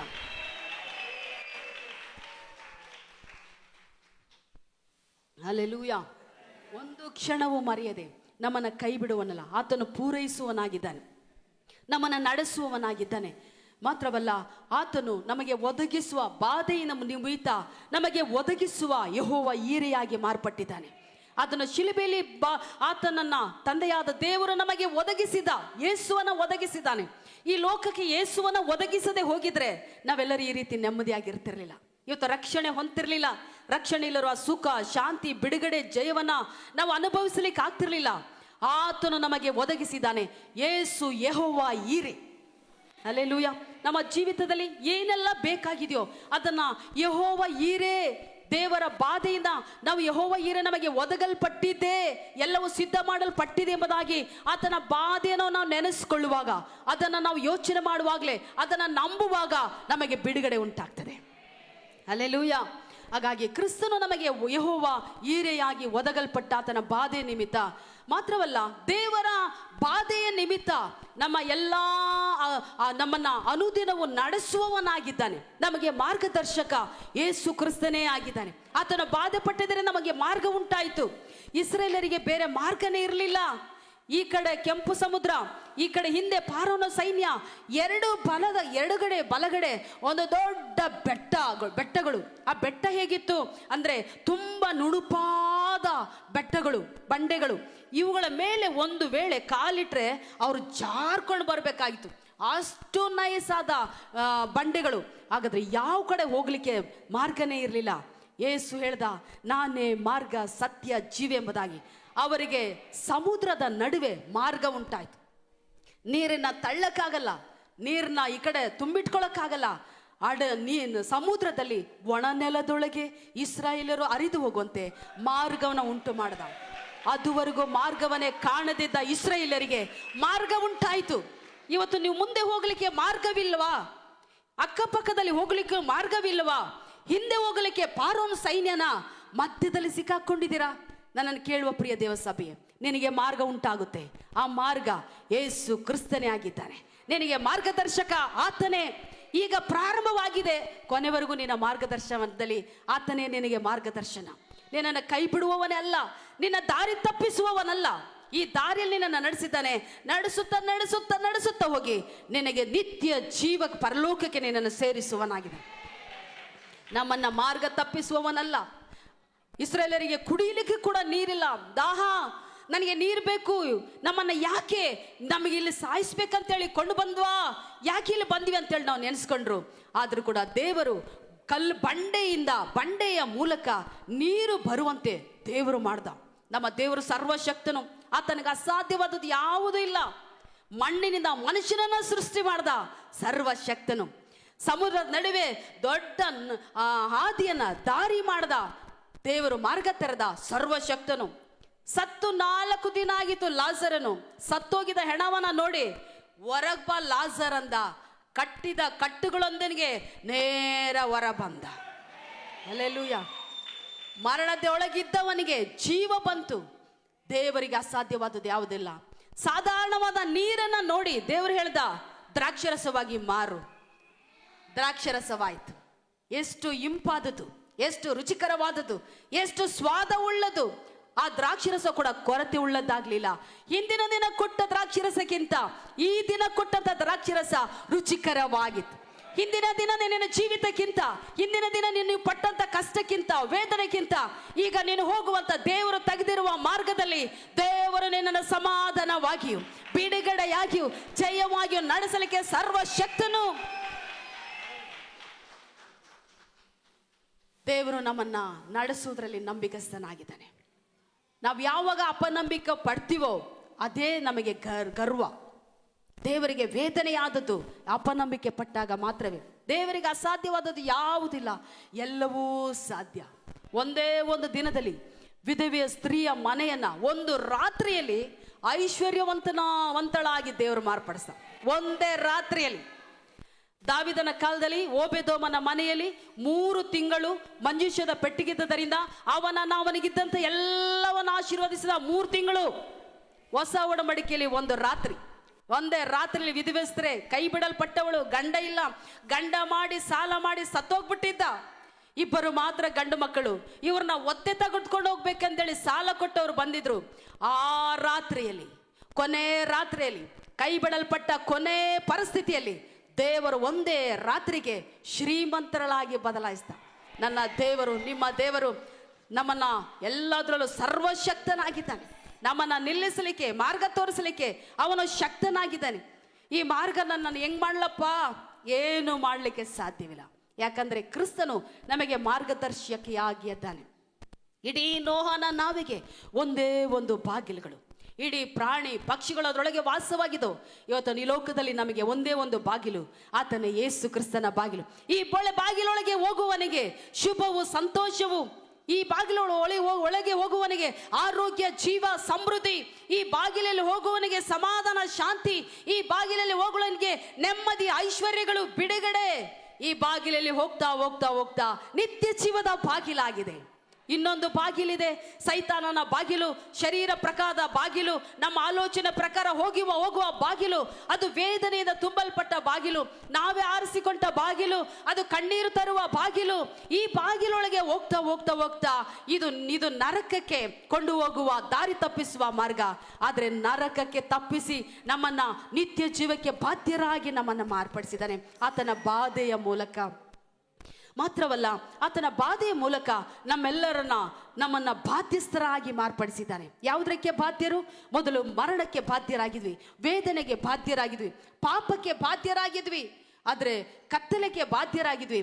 ಕ್ರಿಸ್ತನು ಅವುಗಳಿಂದ ನಮ್ಮನ್ನ ಬಾಧೆಗಳ ಮೂಲಕ ಸಕಲ ಐಶ್ವರ್ಯಗಳಿಗೂ, ಕ್ರಿಸ್ತನಿಗೆ ಪುತ್ರರಾಗುವ, ಕ್ರಿಸ್ತನಿಗೆ ತಂದೆ ಎಂತ ಬಾಧ್ಯತೆಯನ್ನು ಕೊಟ್ಟಿದ್ದನೋ ಸೇಮ್ ಅದೇ ಬಾಧ್ಯತೆಗಳನ್ನ ನಮಗೆ ಕೊಟ್ಟಿದ್ದಾನೆ. ನಮ್ಮನ್ನೆಲ್ಲ ಆತನ ಬಾಧ್ಯರಾಗಿ ಮಾರ್ಪಡಿಸಿಕೊಂಡಿದ್ದಾನೆ. ಕ್ರಿಸ್ತನ ಬಾಧೆ ನಿಮಿತ್ತ ನಾವು ಆತನಿಗೆ ಮಕ್ಕಳ ಬಾಧ್ಯತೆಯನ್ನು ನಾವು ಹೊಂದಿದ್ದೇವೆ. ಮಕ್ಕಳು ಬೇಡಿ ತಿನ್ನೋವರಲ್ಲ. ನಾವು ಪ್ರಾರ್ಥನೆ ಮಾಡಿದ್ರೆ ನಮಗೆ ಆಶೀರ್ವಾದ, ಉಪವಾಸ ಮಾಡಿದ್ರೇ ಆಶೀರ್ವಾದ, ಏನಾದರೂ ಕೊಟ್ರೇ ದೇವರಿಗೆ ಮನವೊಲಿಸಿದ್ರೇ ಆಶೀರ್ವಾದ ಇಲ್ಲ. ದೇವರು ನಮ್ಮನ್ನ ಸಕಲ ಐಶ್ವರ್ಯಗಳಿಂದ ನಮ್ಮನ್ನು ಐಶ್ವರ್ಯವಂತರಾಗಿ ಮಾಡಿದ್ದಾನೆ. ದೇವರಿಗೆ ಐಶ್ವರ್ಯ, ಘನತೆಗಳು, ಗೌರವ, ಬಿಡುಗಡೆ, ಸ್ವಸ್ಥತೆ ಇವೆಲ್ಲವೂ ಕೂಡ ಪರಲೋಕದ ಐಶ್ವರ್ಯಕ್ಕೆ ನಮ್ಮನ್ನ ಬಾಧ್ಯಸ್ಥರಾಗಿ ಮಾರ್ಪಡಿಸಿದ್ದಾನೆ. ಹಲ್ಲೆಲೂಯಾ. ಇದಕ್ಕೆ ಬಾಧ್ಯಸ್ಥರು ಎಂಬುದಾಗಿ ಒಂದೇ ಒಂದು ಸೀಲ್ ಹಾಕಿದ್ದಾನೆ, ಆತನೇ ಪವಿತ್ರಾತ್ಮನಾದ ದೇವರು. ಈ ಸೀಲನ್ನು ಮುರಿಯತಕ್ಕವರು, ಒಡೆಯತಕ್ಕವರು, ಕ್ಯಾನ್ಸಲ್ ಮಾಡತಕ್ಕವರು ಯಾರು ಕೂಡ ಇಲ್ಲ. ಹಲ್ಲೆಲೂಯಾ. ಆತನು ಬಾಧೆ ಪಟ್ಟದರಿಂದ ನಾವು ಪ್ರೀತಿಸಲ್ಪಟ್ಟವರಾಗಿದ್ದೇವೆ. ಆತನ ಪ್ರೀತಿ ಕೊನೆಯವರೆಗೂ ಇದೆ. ನಿನ್ನನ್ನು ಈ ಲೋಕದಲ್ಲಿ ಯಾರು ಪ್ರೀತಿಸ್ಬೋದು, ಕೈ ಬಿಡಲ್ಪಡ್ಬೋದು, ಆದರೆ ದೇವರ ಪ್ರೀತಿ ಶಾಶ್ವತವಾದ ಪ್ರೀತಿ.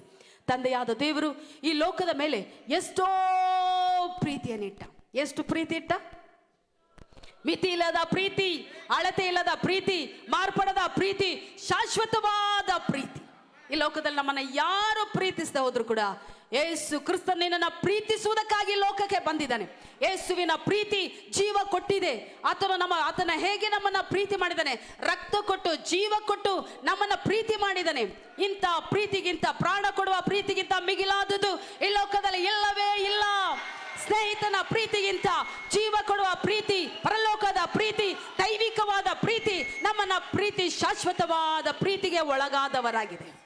ಆತನ ಪ್ರೀತಿ ನಮ್ಮನ್ನ ಕ್ಷಮಿಸಿದೆ. ಆತನ ಪ್ರೀತಿ ನಮ್ಮನ್ನ ಮುಂದಕ್ಕೆ ತಳ್ಳುವಂಥದ್ದಾಗಿದೆ. ಆತನ ಪ್ರೀತಿ ನಮ್ಮನ್ನ ಕೈ ಹಿಡಿದಿದೆ. ಆತನ ಪ್ರೀತಿ ನಮ್ಮನ್ನ ಬಲಪಡಿಸುವಂಥದ್ದಾಗಿದೆ. ಆತನ ಪ್ರೀತಿ ನಮ್ಮಲ್ಲಿ ಮಾರ್ಪಡುವಂಥದ್ದಾಗಿಲ್ಲ. ಯಾವಾಗಲೂ ಶಾಶ್ವತವಾದ ಆತನ ಪ್ರೀತಿ. ಆತನ ಪ್ರೀತಿ ನಮಗೆ ಉಪಕಾರಗಳನ್ನೇ ಮಾಡುವಂಥ ಪ್ರೀತಿ, ನಮ್ಮನ್ನ ಕಣ್ಣೀರುಗಳನ್ನು ಒರೆಸುವಂತನೇ ಪ್ರೀತಿ. ಆತನ ಪ್ರೀತಿ ನಮ್ಮನ್ನ ಬೆಂತಟ್ಟಿ ಧೈರ್ಯಪಡಿಸುವಂಥ ಪ್ರೀತಿ. ಆತನ ಪ್ರೀತಿ ಕೊನೆಯಿಲ್ಲದ ಪ್ರೀತಿ. ಹಲ್ಲೆಲೂಯಾ. ಈ ಪ್ರೀತಿಯನ್ನು ನಾವು ಸಾರಿ ಹೇಳೋಣ ಜನರಿಗೆ. ಈ ಪ್ರೀತಿಯಾಗಿರುವ ಯೇಸು ಕ್ರಿಸ್ತನನ್ನ ಮತ್ತೊಬ್ಬರಿಗೆ ಸಾರೋಣ, ಮತ್ತೊಬ್ಬರಿಗೆ ಕೊಡೋಣ. ಯೇಸು ಕ್ರಿಸ್ತನ ಜೀವಿತವನ್ನ ಇನ್ನೊಬ್ಬರಿಗೆ ಹೇಳುವಾಗ ಇದೇ ಸುವಾರ್ತೆ ಹೇಳುವುದಕ್ಕಾಗಿ ನಾವು ನೇಮಿಸಲ್ಪಟ್ಟಿದ್ದೇವೆ, ಕರೆಯಲ್ಪಟ್ಟಿದ್ದೇವೆ, ಅಭಿಷೇಕಿಸಲ್ಪಟ್ಟಿದ್ದೇವೆ. ಪೌಲನ್ ಹೇಳ್ತಾನೆ, ಈ ಒಂದು ಋಣ ನನ್ನ ಮೇಲೆ ಇದೆ. ಈ ಋಣ ಇಲ್ಲದೆ, ಈ ಸಾಲ ಇಲ್ಲದೆ ಬೇರೆ ಸಾಲ ನನಗಿಲ್ಲ. ಹಾಗಾಗಿ ನಮ್ಮೆಲ್ಲರಿಗೊಂದು ಸಾಲ ಇದೆ. ಯೇಸುವನ್ನ ಸಾರುವುದಕ್ಕಾಗಿ, ಯೇಸುವನ್ನ ಮತ್ತೊಬ್ಬರಿಗೆ ಕೊಡುವುದಕ್ಕಾಗಿ ತಂದೆಯಾದ ದೇವರು ಯೇಸುವನ್ನ ನಮಗೆ ಕೊಟ್ಟಿದ್ದಾನೆ. ನಾವು ಇದನ್ನು ಈಸ್ಕೊಂಡು ಬಚ್ಚಿಡುವುದಕ್ಕಲ್ಲ, ಇದನ್ನು ಈಸ್ಕೊಂಡು ಹಾಗೆ ಇಡುವುದಕ್ಕಲ್ಲ, ಮತ್ತೊಬ್ಬರಿಗೆ ಕೊಡುವ ಹಂಗುಳ್ಳವರಾಗಿದ್ದೇವೆ. ಒಬ್ಬರಿಂದ ಇನ್ನೊಬ್ಬರಿಗೆ ಇದು ಹೋಗ್ತಾನೇ ಇರಬೇಕು, ಕೊಡ್ತಾನೇ ಇರಬೇಕು. ಎಲ್ಲಿ ತನಕ ಕೊಡಬೇಕು? ನಮ್ಮ ಜೀವ ಇರುವವರೆಗೂ ಕೊಡಬೇಕು. ಯಾರೆಲ್ಲ ಇದನ್ನ ಈಸ್ಕೊಳ್ತಾರೋ, ಯೇಸುವನ್ನ ಯಾರೆಲ್ಲ ಪಡ್ಕೊಳ್ತಾರೋ, ಯೇಸುವನ್ನ ಯಾರೆಲ್ಲ ಹೊಂದಿಕೊಳ್ತಾರೋ ಅವರಿಗೆ ಜೀವ, ನಿತ್ಯ ಜೀವ, ಅವರಿಗೆ ಬಿಡುಗಡೆ, ರಕ್ಷಣೆ, ಶಾಪಗಳಿಂದ ಮುಕ್ತಾಯ, ವಿಮೋಚಕನು ನಮ್ಮ ಜೀವಿತದಲ್ಲಿ ಬಂದಿದ್ದಾನೆ. ನಮ್ಮನ್ನು ಪ್ರೀತಿಸುವುದಕ್ಕಾಗಿ ಕೊನೆಯವರೆಗೂ. ತಪ್ಪು ಮಾಡುವಾಗ ಆತನು ನಮ್ಮನ್ನು ಸಾಯಿಸಲ್ಲ. ಕೊರತೆಯನ್ನು ದೇವರಿಗೆ ನಾವು ತಿರುಗಿ ಬಿದ್ದಾಗಲೂ ನಮ್ಮನ್ನು ಸಾಯಿಸಲ್ಲ. ದೇವರು ನಮ್ಮನ್ನು ಯಾವಾಗಲೂ ಒಂದೇ ಪ್ರೀತಿಯಿಂದ ನಮ್ಮನ್ನು ಪ್ರೀತಿಸ್ತಾನೆ. ತಪ್ಪು ಮಾಡುವಾಗ ನಮ್ಮ ಮಕ್ಕಳನ್ನ ನಾವು ಸಾಯಿಸಲ್ಲ. ತಪ್ಪು ಮಾಡಿದ ನಮ್ಮ ಮಕ್ಕಳು ನಮಗೆ ವಿರೋಧವಾಗಿ ತಪ್ಪುಗಳನ್ನ ಮಾಡುವಾಗ ಅವ್ರನ್ನ ಚಾಕು ತಕೊಂಡು ಚುಚ್ಚಲ್ಲ. ಮನುಷ್ಯರೇ ನಾವು ಹೀಗಿರುವಾಗ ಪರಲೋಕದ ತಂದೆ ಶಾಶ್ವತವಾದ ಪ್ರೀತಿಗೆ ನಮ್ಮನ್ನ ಯೋಗ್ಯರನ್ನಾಗಿ, ಅರ್ಹರಾಗಿ ಮಾಡಿದ್ದಾನೆ. ತಂದೆಯಾದ ದೇವರ ಪ್ರೀತಿಗಾಗಿ ನಾವೆಲ್ಲರೂ ಕರಗಳ ತಟ್ಟಿ ನಾವು ದೇವರಿಗೆ ಸ್ತೋತ್ರ ಮಾಡುವ. ಯೇಸುವೆ, ನಿನ್ನ ಪ್ರೀತಿಗಾಗಿ ಸ್ತೋತ್ರ ಸ್ವಾಮಿ. ನಿನಗೆ ಸ್ತೋತ್ರ ಸ್ತೋತ್ರ ಸ್ತೋತ್ರ ಸ್ತೋತ್ರ ಸ್ತೋತ್ರಪ್ಪ. ನಿನಗೆ ಸ್ತೋತ್ರ ಸ್ವಾಮಿ. ಸ್ತೋತ್ರಯ್ಯ, ಸ್ತೋತ್ರ. ನಾವೆಲ್ಲರೂ ಈ ಸಮಯದಲ್ಲಿ ಕೂಡ ನಾವು ಎದ್ದು ನಿಂತುಕೊಳ್ಳೋಣ. ಕರ್ತನು ನಮ್ಮನ್ನು ಪ್ರೀತಿಸಿದ್ದಾನೆ. ಆತನ ಬಾಧೆ